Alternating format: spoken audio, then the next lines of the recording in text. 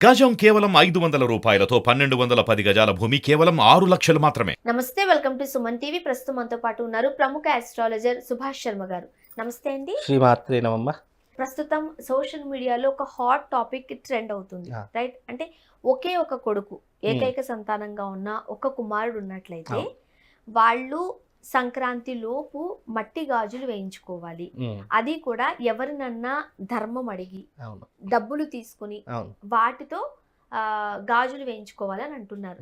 లేకపోతే చాలా పెద్ద కీడు జరగబోతుంది అంటూ కూడా మనం వార్తల్లో చూస్తున్నాం, సోషల్ మీడియాలో హల్చల్ అవుతుంది. నిజమేనా? ఇలా గాజులు వేయించుకోకపోతే మనకి పెద్ద ప్రమాదం, కీడు సంభవిస్తుందా? తప్పకుండా తెలియజేస్తానమ్మా. ముందుగా ప్రేక్షకులందరికీ శ్రీమాత్రే నమః, శ్రీ గురుభ్యో నమః. జ్ఞానినాంనపి చేతాంసి దేవి భగవతి హిత బలాయ కృషమోహాయ మహామాయా ప్రయశ్చతి. అధర్మం ఏదైతే ఉందో అమ్మ, అది ఒక నోటి నుండి ఇంకో నోటికి వెంటనే పాకిపోతుంది. నిజానికి ఈ గాజులు అనేటటువంటి పదము ధర్మమునందు, శాస్త్రముందు ఎక్కడా కూడా చెప్పలేదు. ఈ ఒక సంతానం ఉన్నటువంటి వ్యక్తికి ఇద్దరు సంతానం, అంటే ఒకటికి పైబడినటువంటి వాళ్ళ సంతానం ఉన్నటువంటి వ్యక్తులు ఎవరైతే ఉన్నారో వాళ్ళు గాజులు వాళ్ళకి ఇవ్వాలి, వాళ్ళ తల్లికి తొడగాలి అని చెప్పేసి అంటున్నారు. ఇది సోషల్ మీడియాలో మీరు అన్నట్టు చాలా వైరల్ అయిపోతుంది. నేను కూడా ఇన్స్టాగ్రామ్లో దాంట్లో కూడా చూశాను. నిజానికి ఈ నియమం అనేటటువంటి పద్ధతి మన ధర్మం నందు, శాస్త్రం నందు ఎక్కడ కూడా చెప్పలేదు. కనుక ఇదంతా కూడా అవాస్తవము, శుద్ధ అబద్ధము. దీనిని పాటించవలసినటువంటి అవసరం ఏమీ లేదు. ఒకరి దగ్గర చేయి చాచి గాజులు తీసుకోవాలి, డబ్బులు ఇవ్వండి అనేటటువంటి దౌర్భాగ్య స్థితి మన సనాతన ధర్మం ఎప్పటికీ కూడా చెప్పదు. కాబట్టి దీనిని ఆచరించవలసిన అవసరము మన సనాతన ధర్మము, వైదికులకు ఏమాత్రము అవకాశం లేదు. అలాంటి విషయాలు కూడా మీరు ఆలోచించకుండా ఉంటే చాలా ఉత్తమమైనటువంటి ఫలితమమ్మ.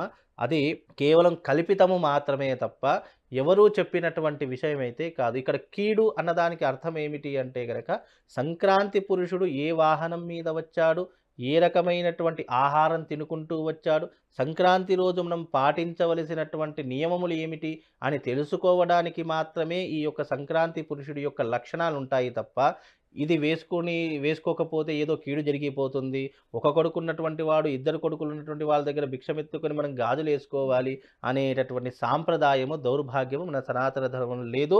అది చెప్పినా ఎవరు నమ్మకండి అనేటటువంటి అనుకుంటే అదొక ఎత్తు. ఎవరైనా కొనుక్కొని వేసుకోవచ్చు. ఇంట్లో అది ఒక పండగ వాతావరణం కాబట్టి సౌభాగ్య సూచికగా గాజులు అని చెప్తాం. పంచద్రవ్యములు, బొట్టు, గాజులు, పువ్వులు, అలాగే కుంకుమ, కాళ్ళకి మట్టెలు, మంగళసూత్రం, ఇవి సౌభాగ్య వస్తువులకు సూచిక తప్ప ఇవి ఎవరి దగ్గర యాచించి వేసుకోవాలి, అంటే అడిగి వేసుకోవాలి అనేటటువంటి దౌర్భాగ్య స్థితి ఎక్కడా కూడా లేదు. ముఖ్యంగా ఈ సంక్రాంతికి ఈ మాటలు ఎవరైతే చెప్తున్నారో నిజానికి ఆ మాటలు నమ్మకుండా మన ధర్మాన్ని పాటించవలసిందిగా నేను కోరుతున్నానమ్మా. ధర్మం ఏం చెప్పింది? సంక్రాంతి రోజు 5 రకములైనటువంటి విషయాలను నువ్వు పాటించాలి. దాని వెనక ఆరోగ్య సూత్రములు దాగి ఉన్నాయి, సైన్స్ దాగి ఉంది, అలాగే మన సనాతన ధర్మం కూడా దాగి ఉన్నటువంటి అంశాలను మాత్రమే మన సనాతన ధర్మం చెప్పింది. మళ్ళీ ఏ ధర్మం చెప్పింది అనేటటువంటి విషయాలు కూడా డౌట్ రావచ్చు. ధర్మసింధు అనేటటువంటి ఒక గ్రంథం ఉంటుంది సనాతన ధర్మంలో. ఆ ధర్మసింధువులో సంక్రాంతి రోజు ఆచరించవలసినటువంటి విషయాలు ఏమున్నాయి, ఏ రకమైనటువంటి దానం ఆచరించాలి, ఏ రకమైనటువంటి ధర్మాన్ని ఆచరించాలి అనేటటువంటి అంశాన్ని మాత్రమే తెలియజేసింది. కానీ ఈ గాజులు వేసుకోవాలి, ఈ కొబ్బరికాయలు కొట్టాలి, ఇది కొట్టకపోతే కీడు జరుగుతుంది, లేదా ఈ గుమ్మడికాయ కొట్టాలి, ఇది కొట్టకపోతే ఈ సంవత్సరం కీడు అరిష్టం అనేటటువంటి ఇంటిని పట్టుకొని వేలాడుతుంది అనేటటువంటి నిజానికి అలాంటి అవాస్తవాలు, అబద్ధాలు నమ్మకండి. ముఖ్యంగా కొన్ని రాసుల వారైతే ఖచ్చితంగా ఈ పని చేయాల్సిందే అంటూ కూడా ఒక వార్త హల్చల్ అయిపోతుంది. అన్నదానికి అర్థం ఏమిటి అంటే గనక, మనకు 4 రాసుల వారికి కీడు జరిగే అవకాశాలు ఉన్నాయి అని చెప్పుకోవచ్చు. ఎందుకు అంటే ఏలినాటి శని ప్రభావం ఉన్నటువంటి వారు, అర్ధాష్టమ శని ప్రభావం ఉన్నటువంటి వారు, సప్తమ భావం శని ప్రభావం ఉన్నటువంటి వారు, అలాగే ఈ యొక్క శని ప్రభావం అనేటువంటి తీవ్రతగా ఉన్నటువంటి వారు, వృశ్చిక రాశి, సింహరాశి, అలాగే ఈ మీనరాశి, ఈ రాసుల వారు ఎవరైతే ఉన్నారో వాళ్ళందరూ కూడా తప్పకుండా నియమం పాటించాలి అని చెప్పినటువంటిదే దీని వెనక ఉన్నటువంటి ఆంతర్యము. అంతే తప్ప ప్రతి ఒక్క రాసుల వారికి కీడు జరుగుతుంది అని కాదు. అలాగే ఎందుకు అంటే గనక, ఈ యొక్క సంక్రాంతి రోజున ఆచరించవలసినటువంటి నియమాలు ఏంటంటే తిలస్నానము, అంటే గోరువెచ్చని నీటిలో నువ్వులు వేసుకొని స్నానం ఆచరించాలి. అలాగే భక్షణము అంటే నువ్వులతో చేసినటువంటి పదార్థాలు ఏవైతే ఉన్నాయో అవి భుజించడము అంటే తినడము అని అర్థము. అలాగే తిల హోమము అంటే ఆ రోజున ఎవరైతే శనిగ్రహ బాధలతో బాధపడుతున్నారో, ఏలినాటి శని ప్రభావం గాని, అర్ధాష్టమ శని ప్రభావం అంటే ఏ రాసుల వారికి శని ప్రభావం తీవ్రంగా ఉందో వాళ్ళు తప్పకుండా ఆ రోజున తిల హోమము చేసుకోవాలి అని ఒకటి. అలాగే తిల తర్పణము అనేటటువంటిది ఒకటి. తిల తర్పణము అంటే ఏమిటి అంటే గనక ఇక్కడ 2 రకాల తర్పణాలుంటాయి. ఒకటి దేవతా తర్పణము, 2 పితృతర్పణం. అంటే ఆ రోజున పితృదేవతలకు తిలతర్పణం చేయాలి. అలాగే ఐదవదేంటి దేవతలకు కూడా తిలతర్పణము ఆచరణ చేసుకోవాలి. ఈ రకమైనటువంటి విధానాన్ని పాటించడం ద్వారా మానవాళికి ఆయుష్షు, శ్రేయస్సు దొరుకుతుంది తప్ప ఈ గాజులు వేసుకోవడం అనేటటువంటిది, గాజులు దానంగా తీసుకోవాలి అని చెప్పేటటువంటి విధానాలు ఇవి శుద్ధ అబద్ధము. చెప్పినా కానీ నమ్మకండి. అవి పాటించకండి. ఎందుకంటే గాజులనేటటువంటి సౌభాగ్యానికి సూచిక. అవి అడిగినా ఇతరుల దగ్గర లాక్కొని తీసుకున్నా సౌభాగ్యం అనేటటువంటిది క్షీణిస్తుంది. కనుక అలాంటివి చేసుకోకుండా ఉంటే చాలా ఉత్తమమైనటువంటి ఫలితాలొస్తాయి. గురువుగారు మనం ఇంతకు ముందు సంవత్సరం మనం చూస్తుంటే గత సంవత్సరం చూస్తే కొబ్బరికాయలు కొట్టాలి అని అన్నారు. అవును. ఈ సంవత్సరం వచ్చేసరికి గాజులు వేసుకోవాలి అని అంటున్నారు. అవును. అంటే మన సనాతన ధర్మంలో, హిందూ ధర్మంలో మనం కొన్ని పద్ధతులను పాటిస్తూ ఉన్నప్పుడు ఇటువంటి మీరు ఇంతకు ముందు అన్నారు అధర్మము అని, అవును. రైట్? ఇటువంటివి ఎందుకు వస్తున్నాయి అంటారు? ఇవి ఏంటి అంటే పల్లెటూరి వాళ్ళకు అవగాహన కొంచెం తక్కువగా ఉంటుంది. వాళ్ళు ఏది చెప్పినా నమ్మేస్తూ ఉంటారు. అవి చేయకపోతే ఏదో కీడు జరిగిపోతుందనే భయంలో వాళ్ళు ఏం చేస్తున్నారో అంటే దీంట్లో చదువుకున్నటువంటి వాళ్ళు జ్ఞానులుంటారు, చదువుకోలేనటువంటి వాళ్ళు అజ్ఞానులుంటారు, ధర్మం తెలిసినటువంటి వాళ్ళుంటారు, ధర్మం పాటించే వాళ్ళుంటారు. అలాగని ధర్మాన్ని అధర్మంగా నిర్వర్తించేటటువంటి వాళ్ళు కూడా చాలామంది ఉంటారు. అంటే అనేకత్వమైనటువంటి మనుషులు సంచరిస్తున్నటువంటి నేల ఈ భూమి.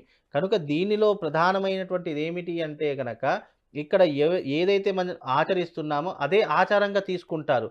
ఇక్కడ ఏదైతే ధర్మమో ఆ ధర్మాన్ని మర్చిపోతూ ఉంటారు. ఇక్కడ ధర్మం ఏదైతే చెప్పిందో అది ఆచరించాలి అని చెప్పింది తప్ప మీరన్నట్టుగా ఇవన్నీ కూడా కల్పితం. అంటే ఎవరి నోటో సరదాగా వెళ్ళినటువంటి మాటలు, లేదా పల్లెటూర్లలో వాళ్ళు వీళ్ళు మాట్లాడుకున్నటువంటి మాటలు అవేమవుతాయి అని అంటే గనక ఒకరి నోటి నుండి ఇంకొకరి నోటికి, ఇంకో నోటి ఇలా వెళ్ళిపోయేసరికి అవన్నీ ఏమవుతాయంటే మనకు ఒక సోషల్ మీడియాలోకి వచ్చేసరికి అది ట్రోలింగ్ అయిపోతుంది, ట్రెండింగ్ అయిపోతుంది. ఇది చెయ్యకపోతే నిజంగానే కీడు జరుగుతుందేమో అనేటటువంటి భయాందోళనకు గురి చేస్తున్నారు. కాబట్టి అలాంటి నమ్మకండి. ధర్మం ఏదైతే చెప్పిందో అది మాత్రమే ఆచరణ చేసుకోండి. ఇంకా ఆ రోజున సంక్రాంతి కాబట్టి నీ యొక్క దారిద్ర్యాన్ని తొలగించుకోవడానికి శివుడికి నెయ్యితో అభిషేకం చేయండి. ధర్మసింధువులో చెప్పారు. సంక్రాంతి రోజున శివుడికి ఎవరైతే నెయ్యితో గనక అంటే ఆవు నెయ్యితో గనక అభిషేకం చేస్తారో వాళ్లకు అఖండ ఐశ్వర్య ప్రాప్తి కలుగుతుంది. కటిక దారిద్రుడైనా సరే అపర కుబేరుడవుతాడు అని చెప్పినటువంటి గొప్పనైనటువంటి అంశాలు ఉన్నాయి. కానీ మీరన్నట్టుగా ఈ గాజులు వేసుకోవడము, గాజులు అడుక్కోవడము, ఇవన్నీ తీసుకొని వేసుకోవడం అనేటటువంటిది మాత్రం ఏ ధర్మములందు చెప్పలేదు, ఏ శాస్త్రం నందు కూడా చెప్పలేదు. కనుక దీనిని ఎంతవరకు మానివేస్తే మానవ జీవితం అంత మనుగడ ముందుకు వెళుతూ ఉంటుందమ్మా. లేదు ఇవే నమ్ముతాము, ఇవే చేస్తాము అంటే వాళ్ళ వ్యక్తిగత విషయాన్ని నేను కాదు అనడానికి లేదు. ఎవరికి ఇష్టం వచ్చినట్టు వాళ్ళు చేసుకోండి. ధర్మం చెప్పడం నా వంతు తప్ప, ఇది ఆచరించమని చెప్పడం నా వంతు తప్ప, ఇది ఆచరించకపోతే కీడు జరుగుతుంది అనేటటువంటిది కూడా ఇక్కడ లేదు. ఇది మన సనాతన ధర్మంలో, వైదిక ధర్మంలో ఈ రకమైనటువంటి పద్ధతులను చెప్పారు అనేటటువంటి అంశాన్ని మాత్రమే నేను తెలియజేస్తాను. ఆచరించడము, ఆచరించకపోవడము అనేటటువంటి అది వ్యక్తికి సంబంధించినటువంటి విషయం కాబట్టి ఇంతవరకు మాత్రం నేను చెప్పగలుగుతాను. గురువుగారు సత్యాన్ని వివరించారండి. ధన్యవాదాలు. శ్రీమాత్రే.